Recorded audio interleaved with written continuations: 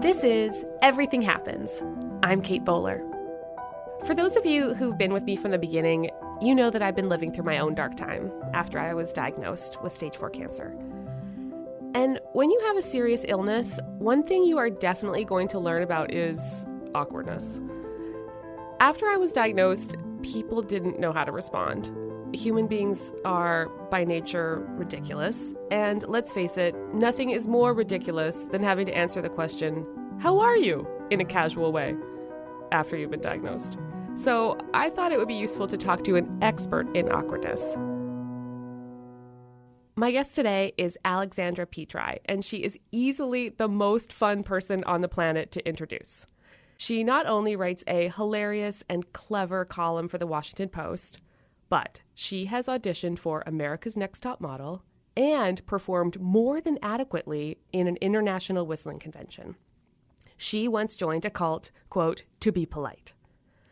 She is the author of A Field Guide to Awkward Silences and has agreed to allow me to be awkward with her today. I am so glad you're here. Thank you so much for having me. So, Alexandra, do you mind if I uncomfortably read the opening passage of your own book to you, the author? Oh, go for it. It'll be very awkward, but I think that's what we're going for. Thank you. This is my favorite. I am afraid of many things.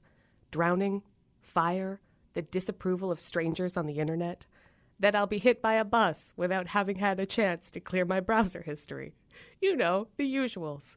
One thing I'm not afraid of, looking like an idiot. Now, to me, that seems like a kind of superpower. Does it feel like that sometimes?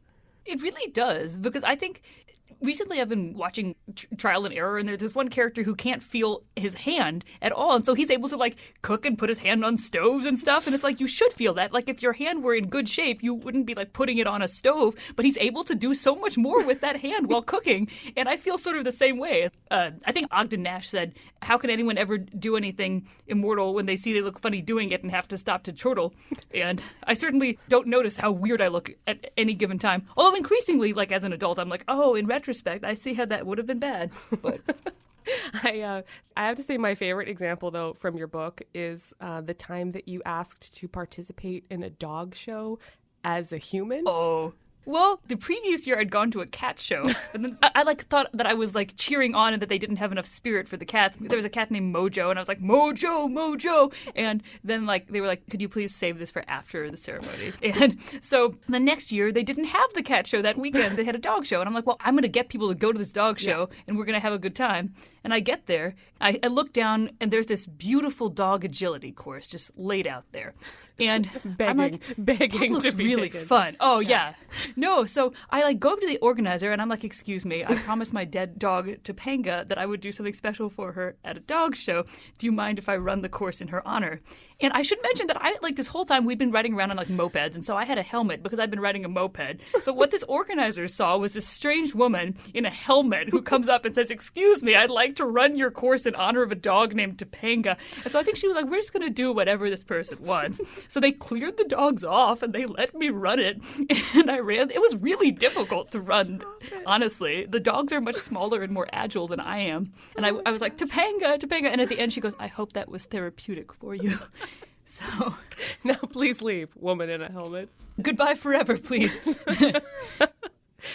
When people get sick, they often create these bucket lists, and then they want to check things off. And one of the things I really love about your approach to writing, and I think life, is that you kind of do that anyway. Like, you're not waiting to get sick to start collecting experiences. It's like one of the first things you say in your book, which I also wrote down and will read back to you awkwardly now. Quote, I collected experiences the way some people collect old coins or commemorative stamps. So what drives you to collect experiences, do you think? Part of it is I just really want to get the most out of my time around here. And I think having more different experiences makes you a more interesting person. Because all the people I know who I think are fascinating have gone and done the thing that scared them. And they've, traveled, or they've worked in an interesting field, or they've built a gigantic sculpture using only salt and pepper shakers. They've really done the thing. And So I wanted to do as much of the thing as possible because I know like eventually you just get to sit in a rocking chair and just reminisce. So I would hate to have not done a bunch of stuff before that time occurs. Yeah. Whenever that time is. So what are some experiences that you've been able to have because you weren't afraid? Well, I think a lot of it is I really love sort of getting to meet people in like the world where they feel like most themselves. And like one of the neat things about both journalism in general and my personal hobbies and interests is I like to go to gatherings of folk who like once a year they get to sort of become their truest self. So like they'll be like reenacting the Civil War or like reenacting the Star Wars, which I guess you can reenact. It didn't happen, but you can reenact it. And things like that and sort of like go into worlds like that. Like I would like go to a Star Wars convention and just like wear a Jabba the Hutt suit and like hang out. And like that's the one part where you feel sexier as like Jabba the Hutt than you do like when like you remove the costume. Yes. Like we were on a Disney ride and this guy behind me, I took off the Jabba the Hutt like inflatable head so that I could see. And he goes, "Wow, way to ruin the illusion." And I'm like, "Yep, you believed I was Jabba the Hutt." You tell this incredible story in your book of when you started this amazing experiment where you decided to teach yourself to fail in bigger and more spectacular ways. Yeah. Can you tell us some of the failures that you attempted?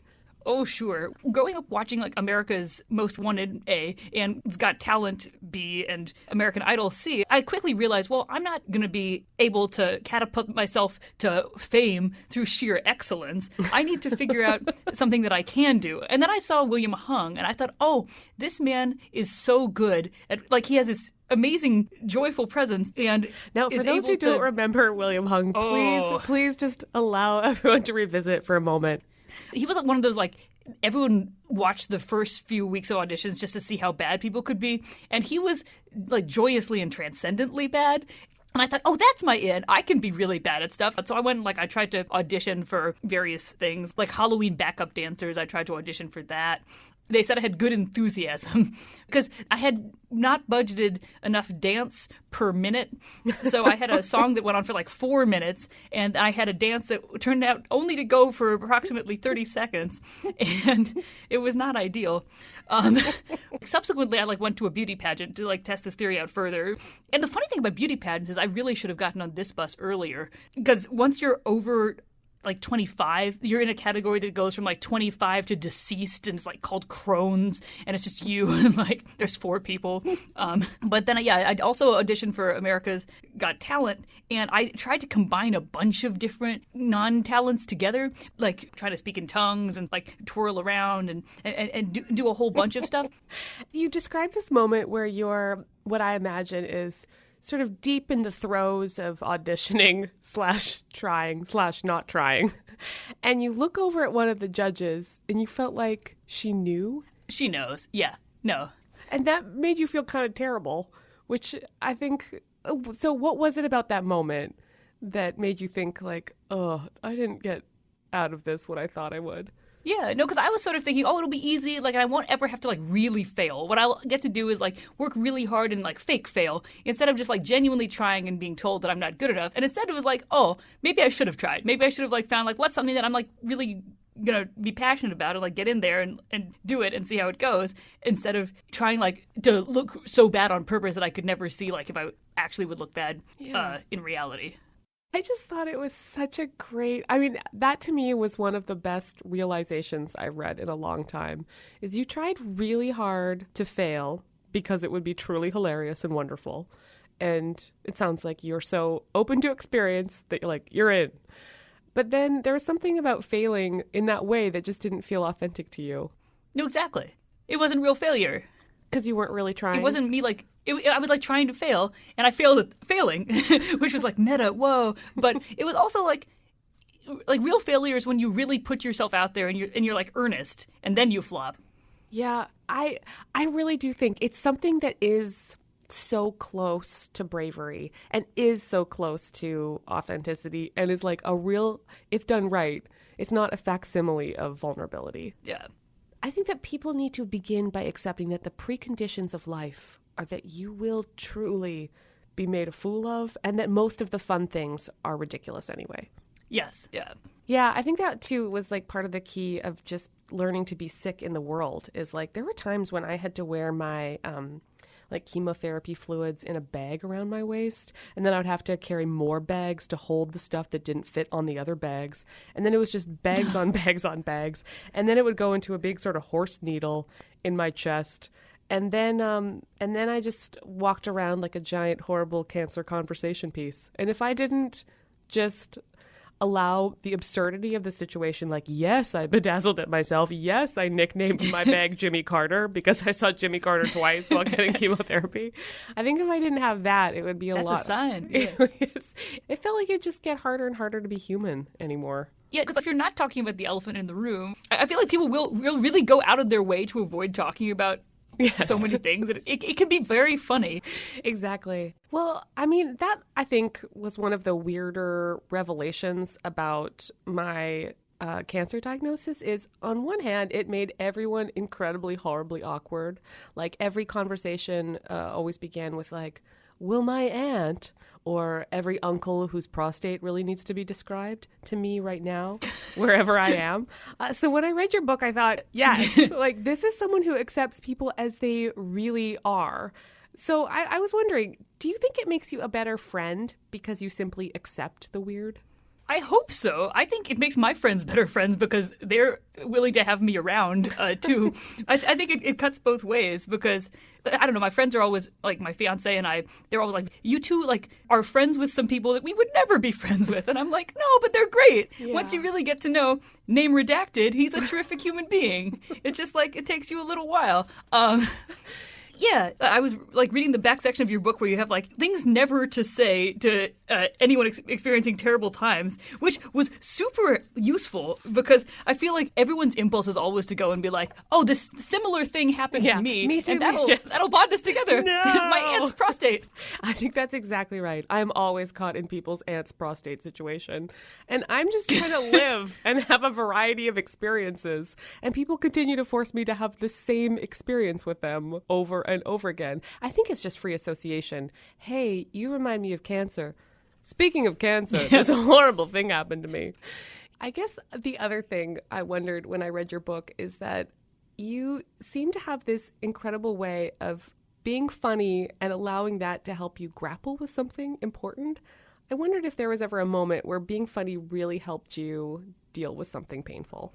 I think those are like painful times are the times when people most turn to jokes. Because I feel like in movies and things, you see people like they're like gathering around like a sick bed and they're all like, oh, like, let me tell you like my regrets. And like that's the last thing that's ever happened in my life in situations like that. Everyone's like joking and trying to like sort of cheer one another up. Like some of the dark humor, I feel like it's like a reminder that you're like still around. Yeah. Do you think there was ever a moment when being funny wasn't enough? When humor really lets you down? I think there's some things where like you can like sort of try to make jokes about it, but like there's an inherent seriousness to the thing. I don't know. I guess like sometimes if you're using it to like try to insulate yourself from what's happening, it really doesn't work. I kind of wondered though, I don't know, sickness is just part of the human experience. And I just wondered, like, why do you think we as people are so awkward about sick people in general?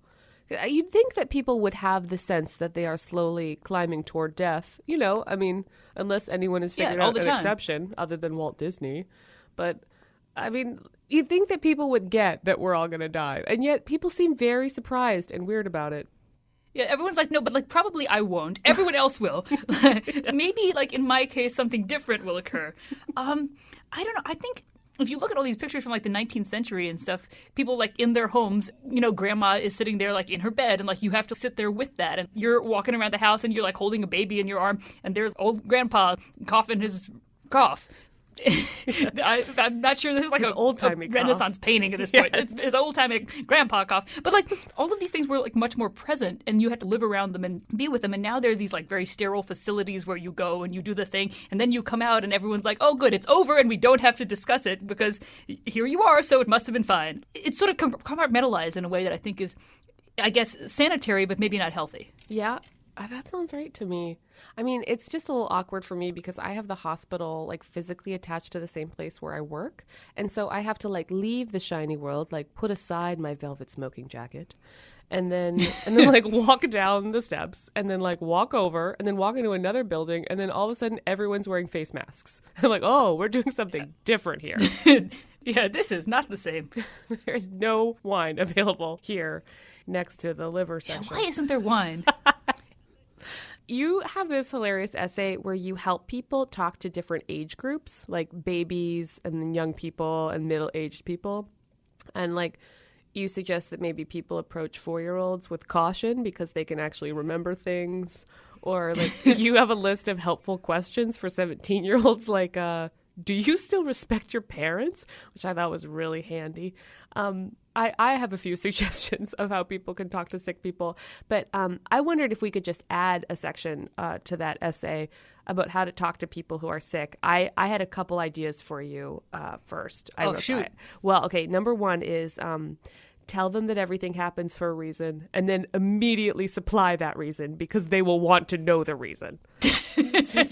Yeah, what is the reason? I think people are waiting, and I have some reasons. And then second, then to just cut out health tips from Prevention magazine for them, even though like by definition they are already sick, so prevention is like no longer an option. I mean, it's like 9/10 of cure, though, right? Isn't it? That's right. That's right. And so the rest of us are stuck with that 0.1%. Yeah, that's right. In the end. I wonder if you had any other ideas for how to talk to sick people. Loud voices, probably, even though not many people are hard of hearing. Loud and slow. I do find that I've turned more and more to comedy as a way of trying to like bump people out of that script where I can see that they're looking at me, they can tell that I'm sick, and then I'm just about to try to preempt it. Like if you say the thing, then they won't have the chance to say whatever bad idea thing they were going to say. So at least you will have a different conversation. Yes. Anyone, I can guarantee you that. Anyone who talks to me will have a different conversation. Well, it was such a pleasure talking with you. Thanks so much for chatting with Likewise, man. me. This was the best. This was really fun.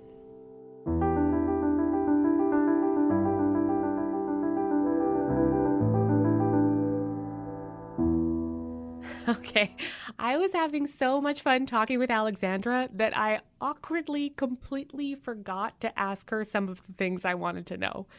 Gosh, I know. But then again, today is all about awkwardness.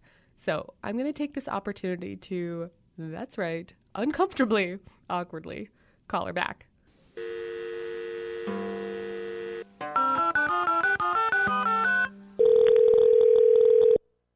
Hello. Hey, Alexandra, I am so sorry to call you back like this, but I just had a couple more questions. All right.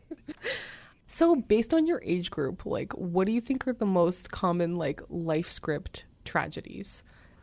First, like everyone's sort of the grandparent loss, which is like you have the Facebook post, and then you have the people writing in, and like it's sort of both sad, but also something that you have had reason to anticipate over a period of time. And so everyone's like very weird about it. They're like, how old were they? And then you're like, oh, 86. And like, oh, that's good. I mean, not good, but like, it's fine, right? Exactly right. Everyone acts like it's like, well, they'll give you a measure of sadness based on how old they are. No, Absolutely. it's like calibrated. It's weird. Yeah. Like you're like, oh, 70. They're like, oh. And you're like 90. They're like, well. Exactly. Yeah. Grandparent loss, you're totally right. Yeah. And then there's like also sort of like the one peer loss. Yeah. Or like the unexpected parent loss, I would say. Those are the two. Yeah. Other ones. Yeah. And then just the universalizing horror of failed relationships. Yes. Yes. Well, I do have a sort of ongoing theory that anyone who hasn't been dumped like a few too many times, like probably isn't a good person. Like, because how can they build character? Yeah.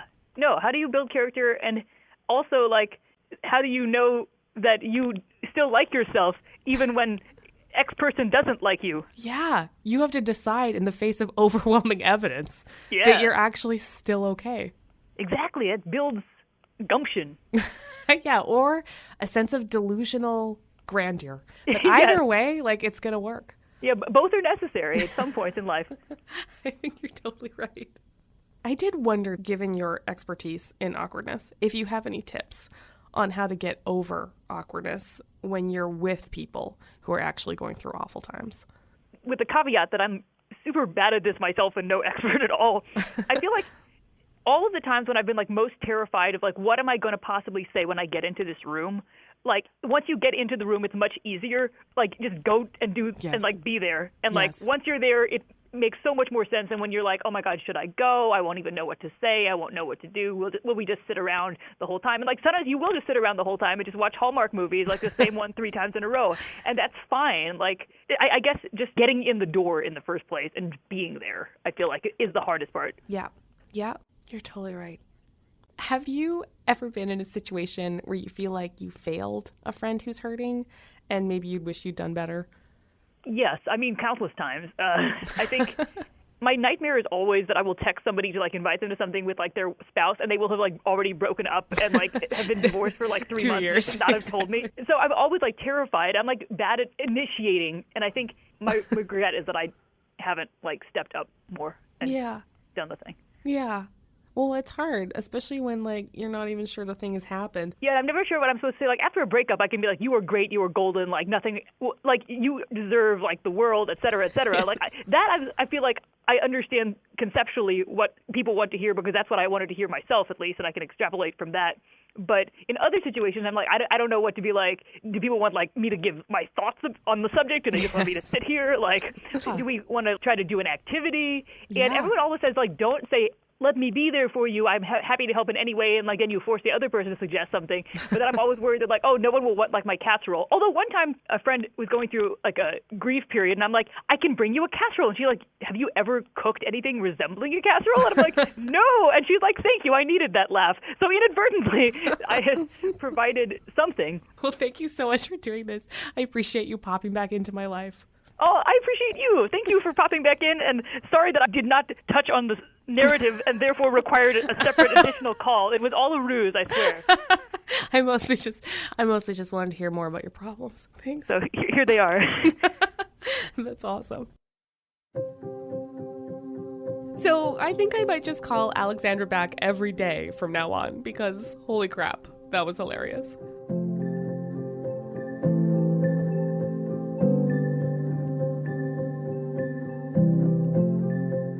When something really terrible happens, it is so weird because it hits you at almost the same place as something that is really funny. It's just absurd. It's like completely surreal. So I'm a normal person who suddenly got stage 4 cancer, and honestly, it made me hilariously accepting of reality that maybe shouldn't be reality. Like the other day, a police officer came to my house and accused me of murder. Okay, this is what happened. A police car pulls up to my house, waits. A second police car comes. Officers get out and chat for a minute before approaching our door, warily. Tobin opens the door and I hear muffled voices and then my name. I'm Kate Bowler, I announce loudly, stepping out onto the porch. Well, says police officer on the right, I'm sorry to have to tell you this, but you have been accused of murder. And I could feel my brain freeze and then stop. Well, my body gets that loose feeling I remember from the time I once fainted after working out to Richard Simmons' Sweating to the Oldies. Just kidding, he says. I think we have the wrong address, said the other. And I could barely hear them because I was already imagining my life behind bars. But you know what I said? I said, I sometimes have murderous thoughts. And then Tobin elbowed me so hard because sometimes being accepting is not the best thing in the world.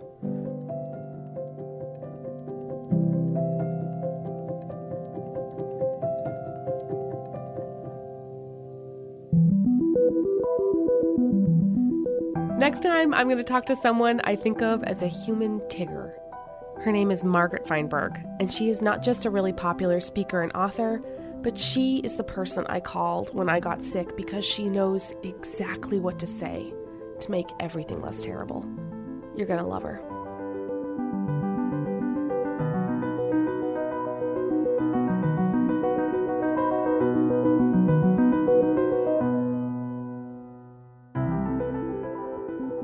Everything Happens is produced by Duke University in association with North Carolina Public Radio, WUNC. Support comes from Faith and Leadership, an online learning resource. This podcast is produced by Beverly Abel and Allison Jones. Sound engineering is by Dennis Foley with assistance from Ivan Panaruski. Special thanks to Amanda Height and the Be the Change Revolution team, and Random House. And we'd love to hear from you. If you like what you're hearing, please post a review on iTunes. And while you're there, be sure to hit that subscribe button. You can find me on Facebook, always, Instagram, often, and Twitter, every day, at Kate C. Bowler. Let's chat. Until next time, this is Everything Happens with me, Kate Bowler.